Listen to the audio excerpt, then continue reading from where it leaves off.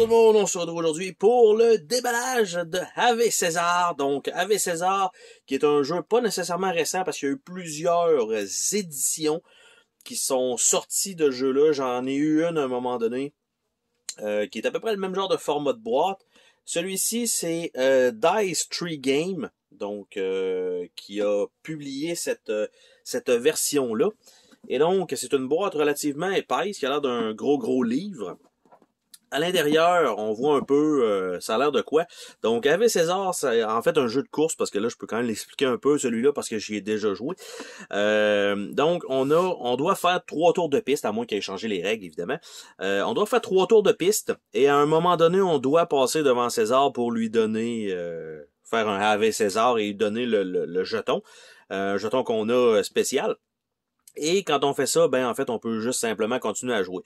Chaque joueur a un deck de cartes identique, normalement, là, identique, et vous avez des valeurs sur les cartes, et c'est le nombre de cases que vous allez tout simplement avancer. Par contre, il y a des endroits où ça va être plutôt serré pour passer, donc il y a juste deux emplacements de large, même il y a des places que c'est juste un de large, et vous pouvez pas être deux cavaliers, deux chariots sur la même espace, ce qui fait que si vous jouez des cartes, ben, vous allez perdre les mouvements qui vous manquent, et certains circuits, ben c'est assez serré avec le nombre de cartes, donc faut pas trop faire exprès, donc on va dire ça comme ça, de perdre des mouvements volontairement. Et donc le jeu vient en 3 langues, donc je dirais du coréen, je dirais de l'allemand et anglais, donc c'est ça qui va être fourni à l'intérieur. Cette version-là, ce qui diffère normalement dans le jeu, on a un plateau réversible et là on a un plateau plus modulaire. Donc la boîte elle-même a quand même bonne épaisseur. Ici on a le livret d'instructions donc en anglais. C'est le premier qui est sur le dessus. Fast, Furious and Fascinating. Donc on a ça. Et ici, c'est 3 plateaux qui sont double side. Ça donne 8 combinaisons possibles et on a les petits morceaux ici pour relier ça ensemble pour pas trop que ça bouge. On va avoir les chariots et tout ça. À l'intérieur, on a les setups, donc les différentes pistes possibles, comme on peut voir ici. Avec c'est ça. Est-ce qu'on a la suite de l'autre côté? Non. Après ça, le but du jeu avec les règlements généraux, qu'est-ce que ça donne? Donc les règles du 6, qu'est-ce que ça marche? La box de l'empereur pour aller porter le jeton, la fin de la course. C'est relativement simple. On a la édition Maximus, donc les règles optionnelles. Donc option 1, scoring alternatif. On a faire une mini-série.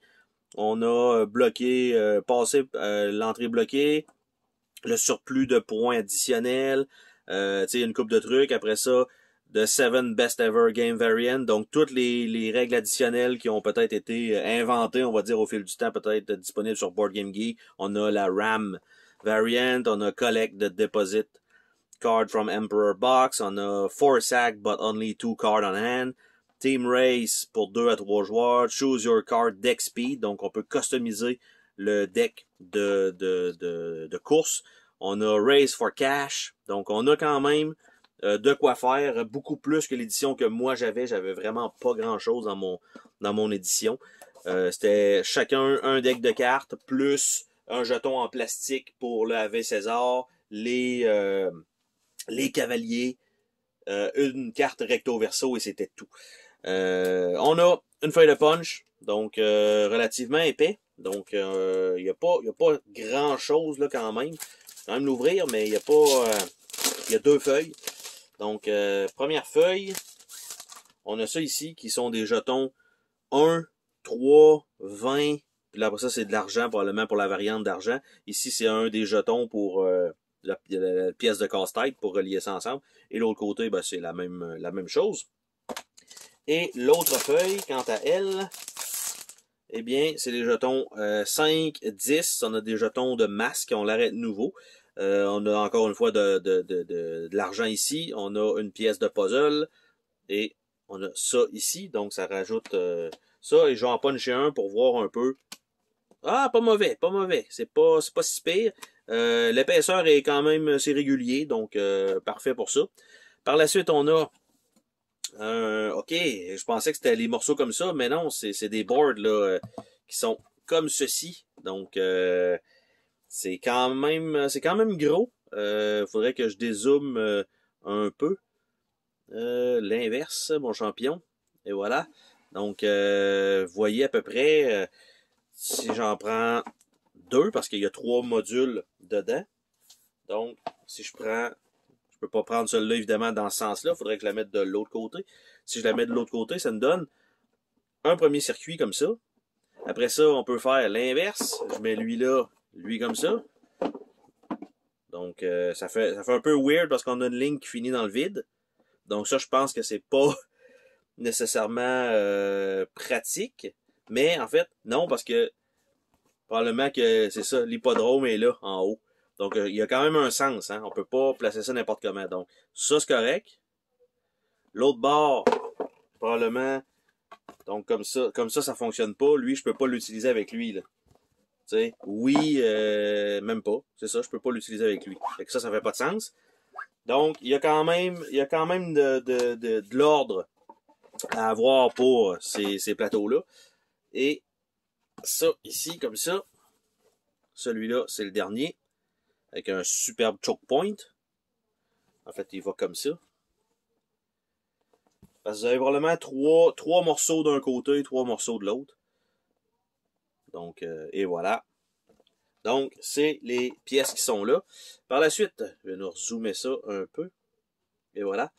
Donc, on a les pièces qui ont l'air de ça ici. Donc, les pièces, je vais peut-être en prendre une qu'on voit un peu mieux. Donc, les pièces de César, là, c'est Wolfgang Riedesser, donc qui est là. Et l'autre bord, on a notre chariot, donc Ave César. Et ce sont tous les jetons qui sont simplement placés là. Ils sont tous un peu irréguliers, ce qui fait du sens aussi. Donc, ça, c'est bien. On a les cavaliers eux-mêmes, donc avec une petite pause avec la cape dans le vent, donc pour faire la course. Ils sont quand même pesants. On voit qu'ils ont mis du poids. C'est quand même bien, ça donne pas, tu sais, on s'entend, ça aurait pu être un peu mieux que ça, mais quand même, on a 6 jetons. Il me semblait que ça jouait à 5, mais là, on en a 6 possibles. Donc, évidemment, 6 decks, donc ils sont exactement pareils, avec un format de carte très irrégulier. Et bien sûr, si on regarde les cartes, si je veux les sleever, ben il va y avoir assez d'espace, je pense, pour avoir ça dans chacun des puits de cette façon-là. Donc, ça devrait être correct. Il reste 2 emplacements ici. On a une série ici et ça, parce qu'on a quand même les jetons qui vont être à puncher, qui vont être à placer fort probablement là-dedans. Donc, on va se regarder un deck de cartes ensemble. Voir qu'est-ce qu'on a, ça vaut pas vraiment la peine de voir les autres. Les couleurs sur les cartes correspondent à ce qui est là, bien sûr. Donc, on a, ce n'est pas un fini tissé, c'est un fini plat. Donc, un petit peu dommage pour ça. Donc, on a les cartes 1, 2, c'est toujours le même soldat. Les 3, les 4, les 5, les 6, les 5 noirs, les 6 comme ça. On a un rouge, puis on a un rouge ici. Est-ce que c'est parce que c'est des cartes rouges, puis qu'ils ont toutes décalé ça comme ça? Ça se peut que oui! Donc, est-ce que c'est le même?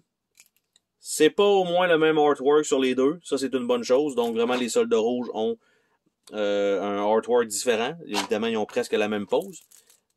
Celui-là, vraiment différent pour le bleu. Par la suite, on a les jaunes. On a les gris. Et on a les verts.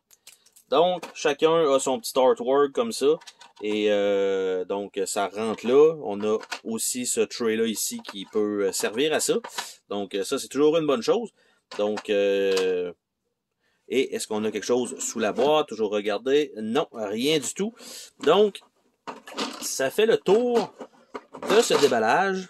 Je suis en train de remettre tout ça et voilà. Donc, ça fait le tour de ce déballage. Donc, pour Ave César. Pour l'instant, relativement très dispendieux pour le matériel parce que c'est un jeu en importation. Donc, c'est un peu dommage pour ça. Il y a quand même 3 langues d'inclus, dont au moins l'anglais. On va dire ça comme ça, malgré que les règles de base doivent rester sensiblement les mêmes. C'est si vous ajoutez les modules ou utilisez les variantes que c'est là que ça change. Mais au moins, il y a beaucoup de, on va dire, de versions inclus dans le jeu. Donc ça, c'est toujours cool. Sur ce, on se dit à la prochaine pour une autre vidéo. Salut tout le monde!